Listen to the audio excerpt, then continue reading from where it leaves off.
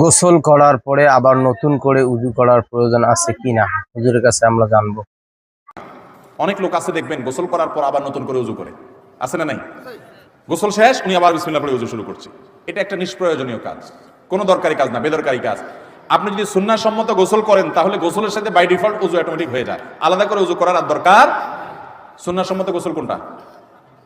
আপনি গোসলের জন্য যখন ওয়াশরুমে ঢুকলেন, প্রথম কাজ হবে শরীরে বা কাপড়ে কোনো জায়গায় নাপাক থাকলে সেই নাপাকটাকে ডলে আগে ধুয়ে ফেলেন।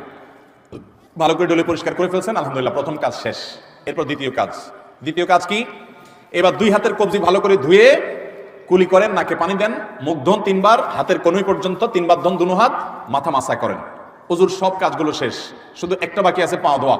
পা ধোয়াটা থাকুক বাকি। এবার আপনি মাথায়, কাঁধে, শরীরে পানি ঢেলে গোসল করেন। ওয়াশরুম থেকে বের হওয়ার সময় 2 পা একেবারে ইয়া পর্যন্ত, টাকনু পর্যন্ত ধুয়ে এরপর আপনি বের হয়ে চলে যান। তাহলে ওযু এবং গোসল একসাথে হয়ে গেছে, আলাদা ওযু করার দরকার নাই। আল্লাহ পাক আমাদের সবাইকে আমল করার তৌফিক দান করুক, আমিন।